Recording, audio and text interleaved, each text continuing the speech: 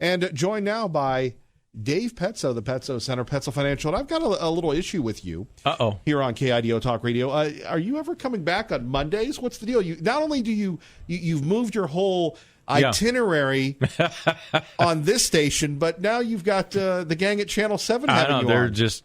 I know. It's one of those things. We had a family deal in Seattle, and how much I love that, and so we did. It's been on the calendar for a while, Kevin, and it just kind of stacked up. So this is like the seventh Tuesday in a row, though. It will be the second Tuesday, yes, but because you were gone the Tuesday before, I believe. But yes, you're right. So it's been a few weeks before you. But, yeah. But Dave, you know how it is. It's do as I say, not as I do. No. And Kevin, I totally get it. It's one of those things. Believe me, that we sit around and look and go, okay, this is all fun stuff, but it's a little different, just a little different. And I think instead of like most people are gone in August, it happens to be September for us. So it'll settle down. One more week and it all settles down. Well, you seem a little defensive over there. Yeah. Earlier we were talking about the future of Micron, and front page story in one of the papers, the lawsuit continues, $20 million lawsuit because allegedly they're not paying the bonuses that they were promised to these workers. Mm-hmm. You've covered this. We've covered this. So how big was Micron for people that are not familiar with the history and who created it and what was it for and how it succeeded? Yeah. And the only place it could succeed would be here. Yeah, you're absolutely right. And only in the era, because that era of how it could have survived, it died at that time because accountants have killed it. And I'm not just putting down accountants. Businesses are not willing to take the risks they did before. But as a real short tease to this, over 30 years ago, Micron was started basically in a basement, I believe, of a dentist's office. And two brothers of Parkinson's came in, and they were making microchips. They spun out of Hewlett-Packard, like many of these little startups did. Boise was much smaller. They went to the industrialists after they thought they had them, and that's Yonke, that's Simplot, and Nichols and others, and they just got together and they basically were the board of directors, and it'd be like, Kevin, your turn to write a check this week to keep the doors open. And that's the way these guys thought. And so $50,000, it would go out and go. Where's the place, the secret place that they meet, the such and such club? What's it was Elmer. It was not a secret place. It was Elmer's on Fairview. Yeah. Well, I love Elmer's, but I thought it was the Arid Club, or what's that other club? No, they are members of the Arid Club. That's what it's called, the Arid Club? The Arid Club, yeah. Like are you a member of the Arid Club? I am not, no. Well, you know something? Thank goodness for that. Nothing against the Arid Club, but the only secret society we like around here is the KIDO Talk Radio family. So. But back to this. So they would meet at Elmer's, which is still there. Probably still has the same furniture. It probably does. You're right. So they would meet at Elmer's, and they'd say, okay, this month you've got to put in $50,000. And again, because the regulation wasn't as demanding as it is today, I mean, they just made more with less, right? They did, and they just kind of kept going. But what I'm trying to say is they wouldn't have made it if you didn't have a bunch of industrialists that had been super successful through various enterprises, had been super successful and had extra money to go ahead and write the checks. Well, I'm smirking over here because, that's how America should be. They didn't have to answer the shareholders and the market. The stakeholders. That's right. They could do what they wanted. Yeah. We need to get back to that. They didn't have to work about making the quarter. Exactly. It's just, it's absurd. These guys, though, were amazing in their that they wouldn't quit. And I'm just saying, that's why I'm saying when we get into this circumstance where we are, if you will, not able to continue to say, I still believe in this company, but the accountants are saying, nobody writes checks anymore, you got to stop, this just isn't going to work, we can't beat the Intels of the world and all the people out there. They did it, and it's just amazing. And the impact, Kevin, to your point, is real simple. Boise was a lot smaller, and it grew up to have over 5,000 employees. That was a big deal. Okay. Coming up next, is it going away? First, Mike Miniger. Mike Miniger's Auto Body. Miniger. Nice to see you're in town. at Garden City drive over country. We love Garden City and not spending more time recreating. Good morning, Mike Miniger on KIDO Talk Radio. Well, I got to be honest with you. Dave Petzo drew me out. That's how that went. Nothing against you, Kevin, but well, I'm a very sensitive. I'm a very sensitive young man, so duly noted. Right, duly noted. So I just I had to get up early and take a package to Greyhound. Normally I'm pillow biting still at this time of the morning, but the story goes, and Dave and you might know, Kevin, that there was a lot of activity at the Stagecoach that had a lot to do with Micron. Yonke was a big attendee there, and Willie Shearer. The story goes that they used to meet there, and I'm sure during the day it was more Elmer's, but apparently there was a lot done at Stagecoach too, and it came from good sources. Well, thank you very much for correcting us, Mike Miniger, on the restaurant. That's well appreciated. No, it's in addition. So, no, I'm not trying to change the narrative. Okay, I'm not Hillary Clinton. So. No, you're right. Actually, this Stagecoach was one of their hangouts as well. So, yep, I'm sure a lot was done there. Dave, I'm sorry I haven't called on a Saturday. I don't know why it is. I'm supposed to call, and I haven't done that. Well, we're going to hold you to it within the next 4 weeks. You owe us a call, and not when Jennifer's having it, because she's going to do it in a couple weeks. Right, and Mike Miniger, we appreciate that. Please reach Dave Saturdays 8 to 10. And you two can have some quality time together. Thank you for the commercial interruption there, Michael. It's called Money Matters. Mike Miniger, anything else? No, sir. Thank you. Have a great day. All right. I'll talk to you guys later. All right. Really appreciate Mike Miniger. Mike Miniger's Auto Body. Dave Petzo with us. So, okay, I'm getting reports now. People that have been transferred to Virginia already laid off. So you spend $6 billion to build this facility in Virginia. Now you have people saying, oh, Kevin Miller, you can't build it in Idaho. You got to have a plant east of the Great River. You've got to have a plant in Taiwan or Hong Kong or China or what have you. And I'm thinking to myself, $6 billion in the state of Idaho, that'd be like $12 billion anywhere else. Yeah. So you cover these guys every week on Money Matters. What are you hearing? You need two things. You need to have them globally, and they do. It is a global enterprise, no doubt. It is a global enterprise. It's actually run out of Silicon Valley now, although most of the headquarters is still here, and I believe it will be for a long time. But we also have a very important testing and, of course, R&D fab is here. So there's a lot of supply chain things that are done here. There's a lot of R&D done here. I don't think it's going away right away. But it also, of course, anybody's free to be asking somebody to move. They move and then find out that they have a real clash with their boss there. So I don't put too much in that. Or their job was eliminated. Look, let's be honest. That happens all the time, number one. And number two, we have reports of people losing their jobs. Look, I'm going to play Jim Cramer with you. Yeah. Hey, I'm Jim Cramer. Here on KIDO Talk Radio. You have the CEO that he lives in California, right? Yep. Sanjay? Yep. Right. He lives a very smart man. Yeah, I'm sure he is. I mean, what was it, PayPal or one of those things he did? Mm-hmm. But he lives in California. Yeah. So what would we might have, you remember the old days, right? Where you came from, steel mills, rubber plants, all sorts of things. Yep. Look, we had paper plants, right? Mm-hmm. Mills, paper mills. Then all of a sudden those jobs moved south. Mm-hmm. And you might have a fragile skeleton like a company headquarters. Right. But you didn't have anything else. So hypothetically, Kevin Miller on the loony branch that he lives on, if that happens, what would be the economic impact of that? Where you have a gradual reallocation. I think that's what you people call it, a reallocation of resources. We people do call it that, yes. Reallocation of resources, yes. Kevin, it would be gradual, and I think the impact would be minimal. I just don't think that they are going to relocate to California. It's too expensive. They're already cutting jobs to try to cut cost.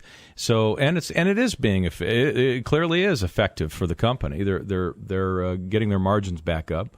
So it is a circumstance where you can't cut to prosperity, but everybody has to cut periodically, and there's no doubt about that. So Micron has to operate this way. The board of directors, and yes, we can question it, and I do. I am very concerned, have been ever since the CEO was chosen, and chose not to move to Idaho and fire all the people that were there and put in his own troops. That's fine too. Everybody has the right to do that, but it is concerning without a doubt. I don't think Micron's leaving in any hurry from here. I think they are trying to cut back everywhere, but this facility is expensive, it's valuable, and there's a lot of people that work here, so I don't know why they would shut it down and try to move it. Well, $6 billion in Virginia. Virginia's been there for ages. Lehigh's been there for ages. I mean, they've been there for 20 years. Right. What about $1 billion here? What was it? Taiwan, Hong Kong? They put, $2 billion, $3 billion in there? And they'll keep doing that worldwide. I think their capital expenditures are something along the lines of $5 or $6 billion a year. How about Federal Way? How about Idaho? More with Dave Petzo next. He's fired up. Uh-oh. We'd love to take your calls, by the way. Join the conversation now. You have a question about your retirement, question about money, and you can always join Dave Saturdays 8 to 10. Kevin Miller, KIDO Talk Radio. All right, here he is, the host of Money Matters, Kevin Miller in the morning. Dave Petzo is with us. All right, you play Monopoly at all? I used to. It takes forever. So no, I don't play Monopoly right now. Wow, I'm on vacation from it. Right, the new game Monopoly. Actually, women make more money than men. Okay. The new game celebrates women's empowerment by allowing female players to collect $240 after passing Go. Males only $200. What is this? I mean, whatever happened to the glass ceiling here? This is discrimination. No, that's dumb. Are you serious? No, I am. It's called Miss Monopoly. Miss Monopoly features a female mascot and will be available for pre-orders today. I think the princesses of the world will just be. This will help them grow up more normal, don't you think?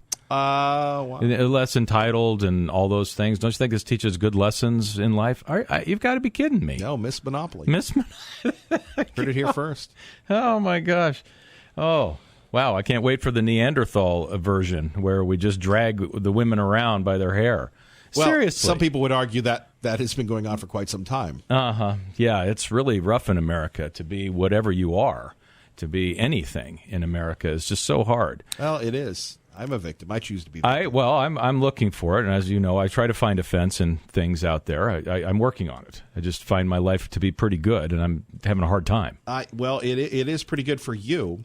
Let's talk a little bit about one of our favorite topics that isn't covered, except with you occasionally when you're in the mood, and Mike Crapo, and we're talking about the debt and the deficit, and we're tapping out pretty heavy now. We are, and I was happy last night. I haven't seen much news. I haven't seen any, actually. I haven't seen a TV since last Thursday, so a little catch-up last night, right? What are you doing? Are you like, did you go to a commune or something like that? You haven't seen a TV? You haven't been plugged in? You haven't... What are you doing? What are you doing unplugging? How dare you? I know. I was walking with grandchildren on the beach and things in Seattle area, so... It was terrible. On the beach. We did turn on the Seahawks game, and I saw at least 2 minutes of it. So I'm so glad you have your priorities straight. So here we go.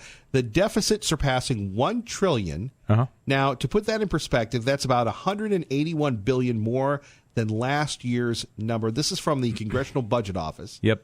Now, let's take a look at this. This is bad. It is bad. It's a terrible number. It's really bad. And that's you and the capitalists.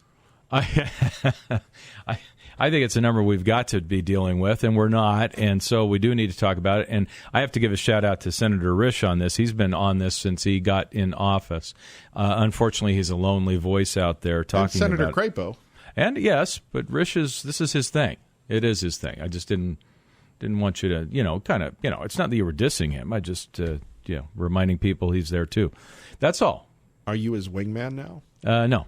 Okay. No. I like both of our senators. I think they've done a great job. Apparently, I really hear they like you. Well, that's very nice of them.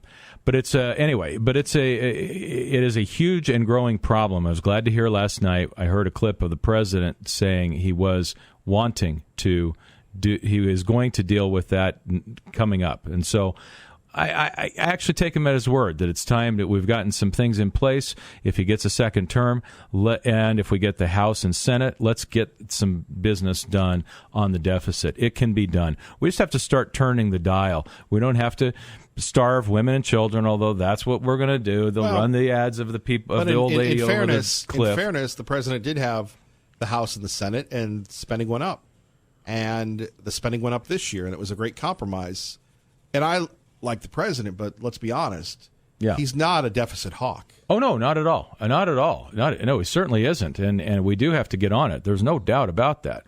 But we're certainly not going to do it when the Democrats have the House or the Senate.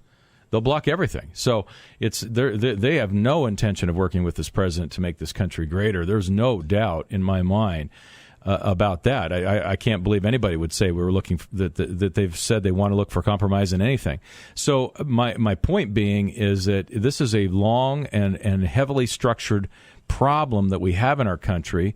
The deficit spending will continue when you have, something like 80% when you include the. Sure. There's no discretion. It's not like the president can do anything about it. Well, we're watching Social Security and Medicare go out of control. Well, he could veto the budget. He could instead of do what? Well, I'm saying you're going to get rid of Social Security. If you let me finish, I'll give you the answer. Okay. First, traffic and weather together. Let's get you to work safely and on time. Good morning, Dave. And back to Dave Petso. Okay, so why not just say, look, I want a 10% cut in every program? And the president did talk a little bit about that, but remember, to get his military budget through, they not only increased the military, but they increased all the social programs. Yes. So it's going to take somebody like a deficit hawk, and you're right, neither party has the will to do it. However, Dave Petso, you've faced tough decisions in your life. I've faced tough decisions in your life. It's called when the rubber hits the road. Yeah. So in this ever hyperbolic, polarizing environment that we live in, when are people going to say enough? Let's work on saving the future for our kids and grandkids. Right. Is that being naive? Kevin, I don't think so. I think it's that if you think people are going to feel that way all on their own, I think that is naive. They aren't.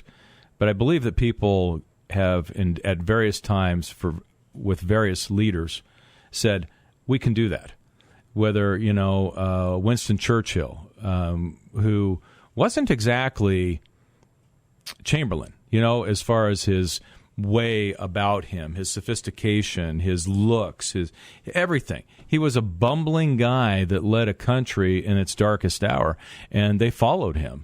And they would do anything. They would walk out there and fight Nazi Germany just to stop them. They really believed in that cause. And when it comes down to that, we had that in Reagan, where we changed our outlook about ourselves and the feeling that we could and would accomplish much. I think we just need some leadership, and I think it's been on a presidential level. We most certainly have been without any real leadership at all since Bush. And Obama. Obama was completely vacant. I don't think Clinton led on anything at all. So I just think we've been without any real leadership, somebody to make a decisive. They just like hanging out and flying around in Air Force One. They didn't want to get kicked out of office. I don't think Trump's like that. So I think he's got his priorities he's working on, and he's been fighting Congress ever since. So taking on a deficit issue is certainly not going to work. It might work in the second term, but I'm hopeful on that. But that's why I think we can do this if we have somebody come into our homes, if you will, night after night, the way Reagan did, and said, I think you need to call your congressman because I need your help to make this country greater again. And he did that until everybody said, the congressman said, all right, let's sit down with this guy. Different times. We'll see. Times. No, look, he gets reelected. It's all of a sudden he's lame duck guy. Well, the press will now play it that way. Who's being naive? Maybe you or me. But that's okay. I'm always accused of being naive. But you're you're the optimist in the That's group. right. Which is always accused of being the not being realistic. I just think we're off because we usually have you on Monday, but that's my own bias. Finally, we've got about 60 seconds left here at KIDO Talk Radio. 50 states suing Google, including Idaho. Yep. What does that mean? Antitrust violations? I think they're going to have to behave better and allow for other competition to come up. I think that's going to be the long-term solution. It's not going to hurt Google much, if at all. And I just think they're going to continue. But I think it's about time. And I think the other one is Facebook, that they're going to have to tear down a little bit, open up and free up some advertising. It's clear by looking at what happens in the European Union how Google just continues to pay fines and acts badly. They keep getting fined. And I'm not saying the European Union is the model we want, but it does speak to the fact that we have got to do some things, and Google's got to act better. And they will. All right, much more coming up. Thank you, Dave Petso. Catch him Saturdays 8 to 10. Kevin Miller, KIDO Talk Radio. Good morning, Maggie. Thank you, Dave Ramsey. Don't forget, Sean Hannity follows Dave Ramsey. Phone numbers here, 580-5436, 580-KIDO. In Idaho, we pride ourselves on your right to keep and bear arms. Thanks to many of you that have signed petitions, that have run for office, that have lobbied lawmakers. You don't need a permit in Idaho to conceal carry. Now, if you want the enhanced conceal and carry, well, you have to go to Independence Indoor Shooting or one of these places that will get you certified. It's an extensive program. I don't know how many people I know that say, Kevin Miller, I want to make sure that I get the enhanced conceal and carry. I understand that. And there's training involved. And then we have, in light of these mass shootings, it happened a couple weeks ago at Walmart, where Walmart said, if you open carry in our store, you're not welcome. Now, that's Walmart's right, I suppose, and we can debate that at 580-5436, 580-KIDO. That's Walmart's right. And then the Kroger Corporation followed suit. Kroger, who owns Fred Meyer's, saying we prefer, and I guess they're being polite, they're not saying, hey, if you have an open carry weapon, get out. And now recently, as we just heard at the bottom of the hour news, Albertson's saying that if you open carry, we prefer that you don't open carry in our stores. Now, all these stores are great. We all go to them, or maybe we have a personal shopper, or we do some app thing.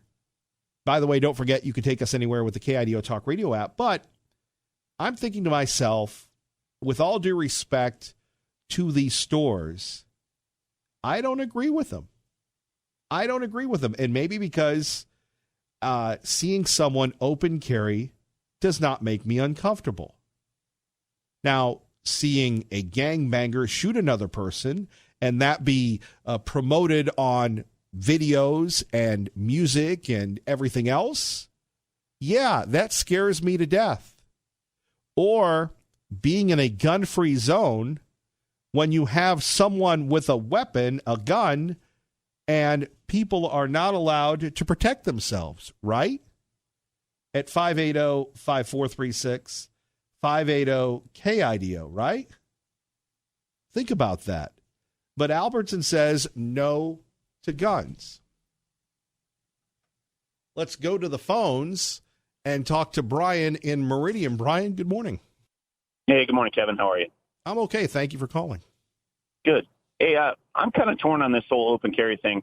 For one thing, fundamentally, constitutionally, I agree with the premise, right?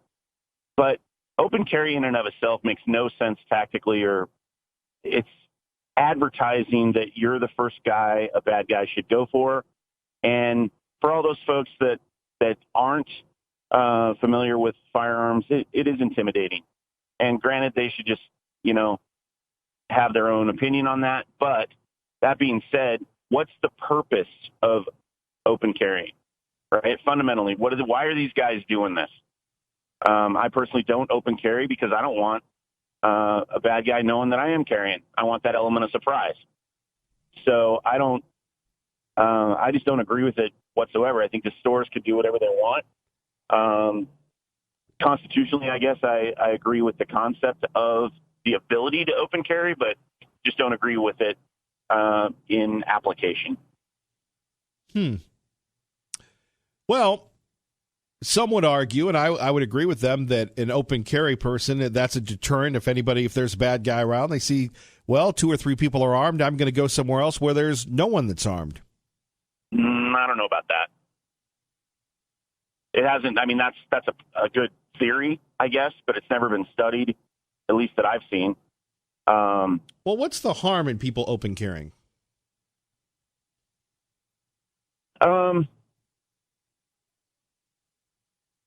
Other than what I've already stated in the sort of the lack of tactical validity, I personally don't see a harm. I mean, I guess when I'm out on a trail, I'm out in the woods, I open carry just because there's no reason to conceal it from, a bear or an elk.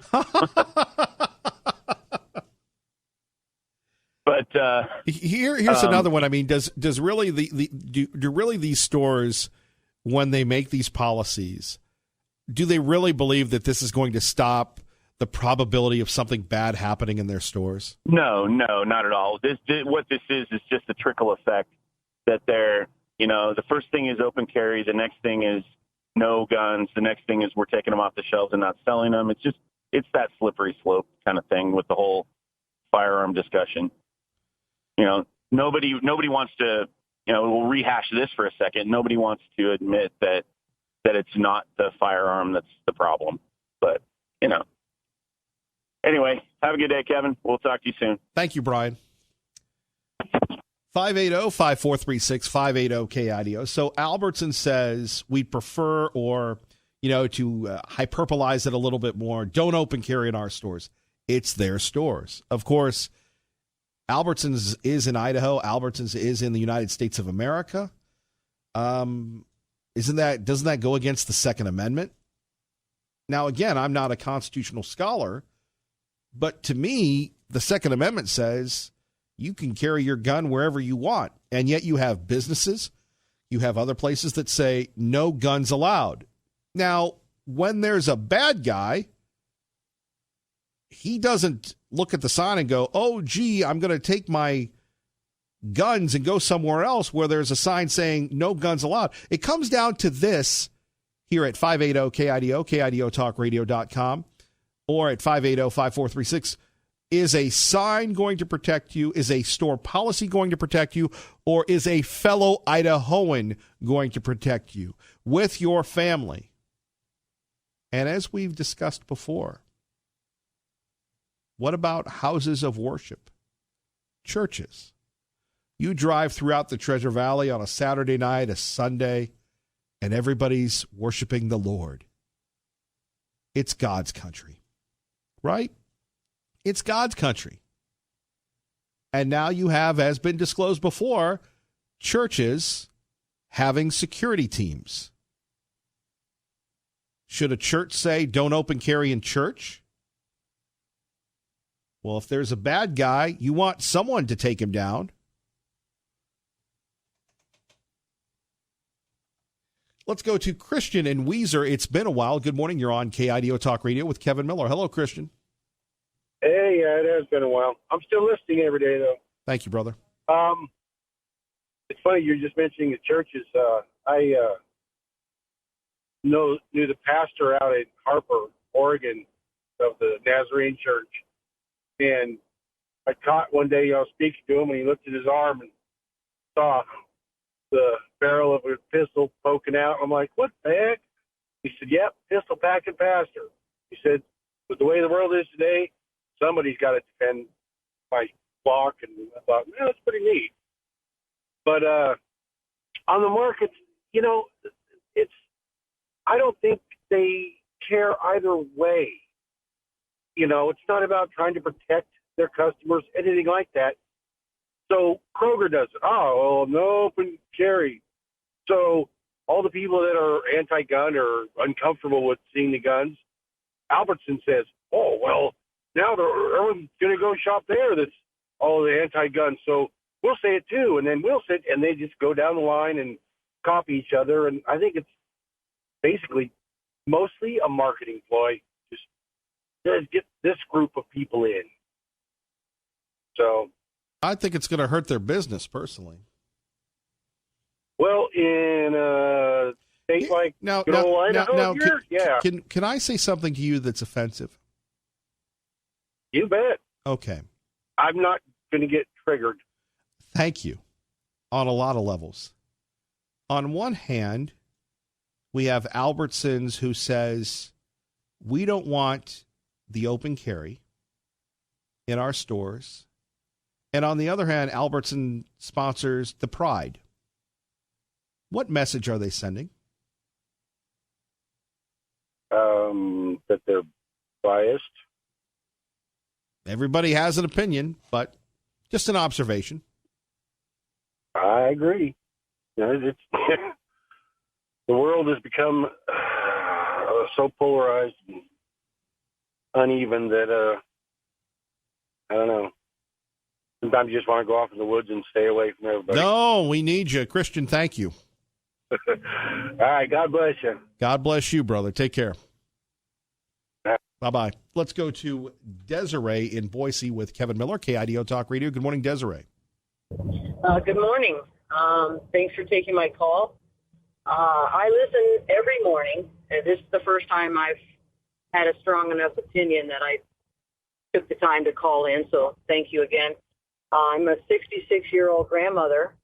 I have the enhanced concealed carry, and I am not opposed. I'm not going to say I am for, but I'm not opposed to limiting the open carry for a couple of reasons. Because before I became a federal officer, which I'm retired now, of course, but before that, I was kind of a lamb, and I was weary and leery of people who I saw carrying openly. It always kind of made me a little standoffish, maybe walk the other aisle. But once I was trained in firearms, and what they were more, I was more comfortable with them. That didn't bother me so much. But for myself, I much prefer to conceal carry for the same reason that your earlier caller Brian had, and that is, I don't want or need anybody seeing that I am carrying. Desiree, thank you for the call. Thank you. Appreciate you listening. Terry from State College, Pennsylvania on KIDO Talk Radio. Good morning. Good morning, Kevin. How are you? Good to be with you, brother. You too, young man. This is a subject that's close to my heart. And, Kevin, I have several questions to ask the people who are questioning or are opposed to open carry. Number one, if we were all in Walmart or wherever together and the perpetrator came in and was going to shoot somebody, wouldn't you be glad to have me as a target first rather than yourself so you could get your concealed weapon out? A. B is, if we do not continue to exercise that right, we will lose it. History has proven it over and over and over again. I'm going to make a real personal remark here, and I hope nobody's opposed. This is only one man's personal observation. I find that regardless of who the individual might be, open carry people, in my opinion, and I'm not speaking for myself, and I'm not elevating this type of individual, so everybody, let's be clear on that. But I find that people who open carry typically seem to be a braver individual and less timid. I'm just making my own observation. And we will leave that one sit right where it's at. But study that for yourself. I think you'll come to the same conclusion. Kevin, I just appreciate the fact that we have the Second Amendment, that you can conceal it, you can open carry, you can put 4 of them on you if you want. We cannot give up that right, because when we do, I'll guarantee you the rest of the rights are going to leave before you meet your first grandchild. That is the state of the world that we're in, whether we like it or not. If anybody wants to disagree with that, then show me some real news. I'm often said, Terry gives us the negative news. No, Terry gives us the other side of the news that nobody else will give you. There are two sides to it, and it's called the whole truth, just not half the truth. Well, remember, in many narratives, we're only looking at half the truth. Many of them, be it conservative or not. It's the part that makes us the most comfortable. Well, you may not be comfortable with this, but you better get comfortable with it, and you better pat the guy in the back that you see open carrying, saying, hey, good job, thank you very much. I've had mothers with children tell me that. Sir, I just want you to know how safe I feel that you are carrying that gun so that everybody understands that we are all protected. And I want you to know I feel much safer. I've been told that. Kevin, I feel like, when a mother says that to me with small children, I feel like I'm doing it right. Terry, God bless. Thank you for the call. More coming up. Join the conversation now. 580-5436, 580-KIDO. Kevin Miller, KIDO Talk Radio. And don't forget the KIDO Talk Radio app. And coming up on Friday, we'll be at Nampa Christian High School. Looking forward to, just getting back to school thanks to CapEd Credit Union and Team Mazda Subaru. Drake joins us now from Nampa on KIDO Talk Radio talking about guns in stores. Drake, good morning. Hey, good morning, Kevin. Well, Albertsons, Walgreens, CVS, Kroger, I'm trying to think, Walmart. What do you say? I don't entirely agree with it. I have a lot of friends and family who open carry or conceal. And the way I look at it is all they're trying to do is just take away guns completely. Like, it's just one more step closer. And I've never had a problem with people open carrying. I actually feel a lot safer when I see someone with a gun. I actually was in McDonald's the other day with my girlfriend. We were getting something for dinner, and a guy comes in dressed all in camo, looked like he'd just gone hunting, had a Colt 1911 on him, and just ordering food, and that kind of thing just makes me feel safer. I'd rather actually know that somebody's open carrying versus concealed carrying, because then I actually know, hey, if something were to happen in here, there's someone who has a gun that can, stop it, or at least try to stop it. I lived in Utah a few years ago, and the laws there are a lot stricter on guns. My friend actually got banned from a Walmart in West Jordan for open carrying a gun because a lady freaked out and thought he was going to shoot the place up, but he had groceries in his cart. So they told him to never come back.